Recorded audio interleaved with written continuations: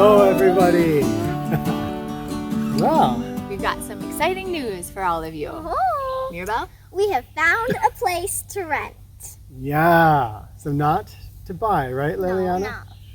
But it may be our future home. Who knows? Who knows? This is down in southern Wisconsin near a town called Viroqua.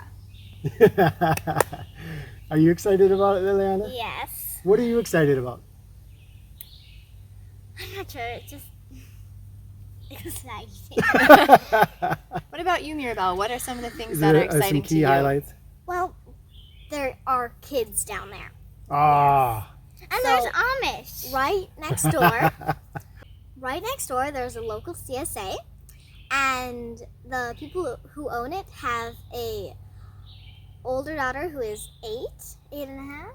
8.5. 8 and a half. Almost. And a younger daughter who is 5 and a half. So there's some kids that are almost our age and Right next door. right next door. So And we have some that's great pretty friends exciting. right over the hill who also have kids that you guys like.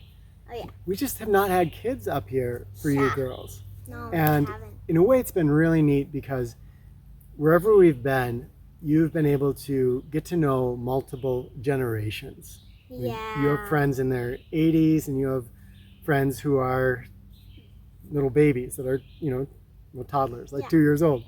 So, and everything in between. And I think that's added a lot to your life experience. But what you haven't had in that whole mess is some kids your age. Yeah. It's pretty fun. I'm thinking about you guys doing the wagon riding down the hill. Oh my gosh, that wasn't with the kids that were our age. That was with some younger kids, the ones our friends over the hill. And we took Still wagons really and fun. we were riding. Yeah, it was still awesome. We were riding down a hill. Now, I know we've been telling everybody that we're trying to find some land or a house of our own. We feel like renting right now is a good option. We get to know the area. We also will be down there because right now, every time something comes up on the market, we're getting in the car, driving 4 or 5 hours, and then sometimes, as happened to us multiple times, by the gone. time we get there, there's an offer on it, and we say, okay, turn around.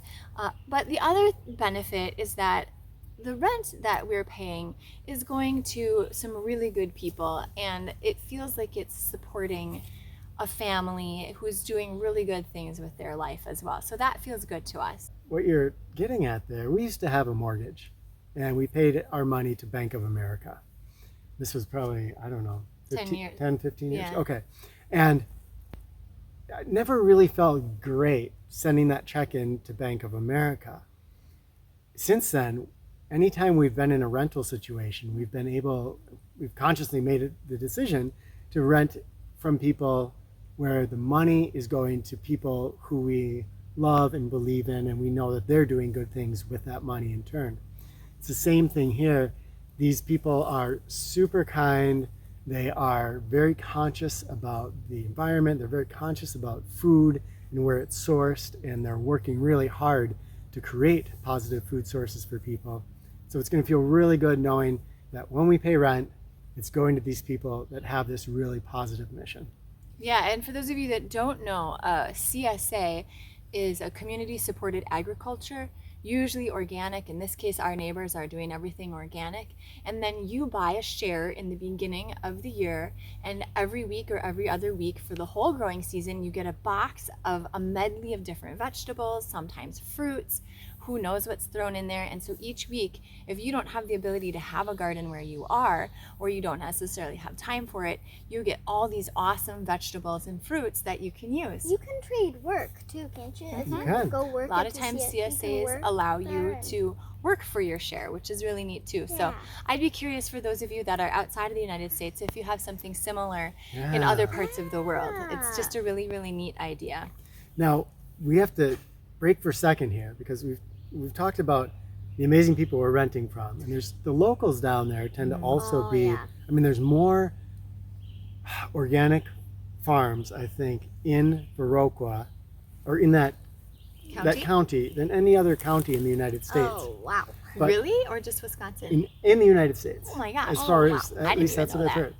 But what I heard somebody talk about, Lily, is that there's also Amish folk Oh, down Oh, you there. said Amish. Tell Tell us us about what the you- Amish. Tell Well, everybody about it. I can't. Oh my gosh. I can explain. I can't really. Well, tell us one thing that we see all the time when we're down there that's really neat. Buggies. Buggies. And foals. And baby horses. And one day we took a drive, and what did we see along there? What were people getting ready to do with their big, huge draft horses? Go haying. Yeah. You want to tell people about the Amish a little? So the Amish, it is a religious community, but they believe in living a very, very simple life. So in general, the Amish do not use electricity. They do not use any kind of gasoline-powered tools. So it's a lifestyle that's all hand tools and horses. On some roads, they feel like you see more horses than you see cars. And it's really cool to go by fields where there's no tractors or any other gasoline-spewing things. It's all being done by hand and horse. Yeah. Sure. Okay, Liliana has asked if we'll tell one quick story, because Okay. we have lots of stories. And the hay. No. Just tell the story about the boys. So Mirabel, tell the story of the boys in the We're buggy. driving down the road and we see this buggy coming up. And of course we're excited because we love seeing the buggies.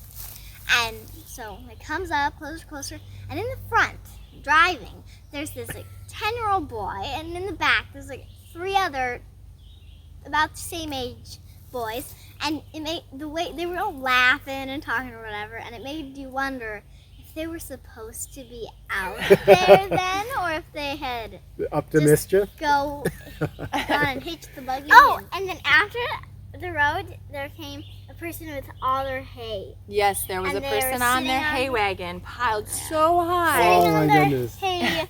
Oh. It's a fun thing to get to see. It makes you feel a little bit as though you're back in time, or And- forward in time. Who knows?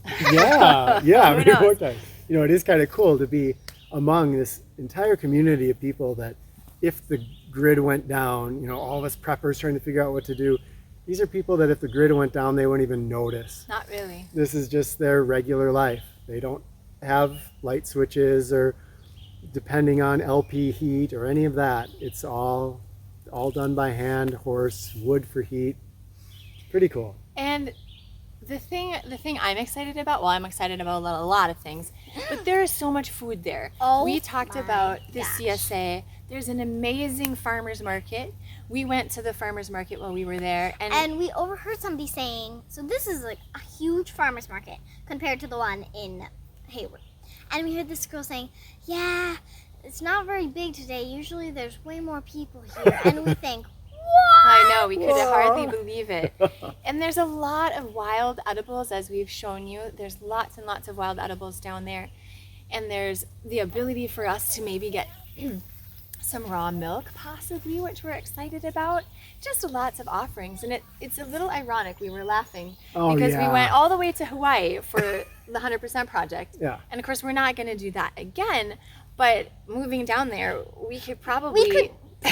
just get to 90% and not even have tried. Right. There's such a powerful local food movement down there. And with the Amish, they're out growing their own food. And so whatever food you're looking for, it's right there, unless we're looking for imported stuff. So of the some place kind. that we're renting too has hoop houses and room for gardens. Yeah. It's a really neat space. It's got geothermal heating And solar. and solar water. Yeah, and when you were talking about the renting situation, I also wanted to say that we also really like the place that we're going to be renting. Yeah, it's there's a very big wood burning nice. stove. There's passive solar with big beautiful windows. And it's exciting to think that we're going to be able to realize some of our dreams that we've been trying to all along. All of a sudden, they're all just falling together. It's not completely off grid, but it is a huge step in that direction for us, which is something that we've, kind of been very interested in exploring for quite a while. You can do it.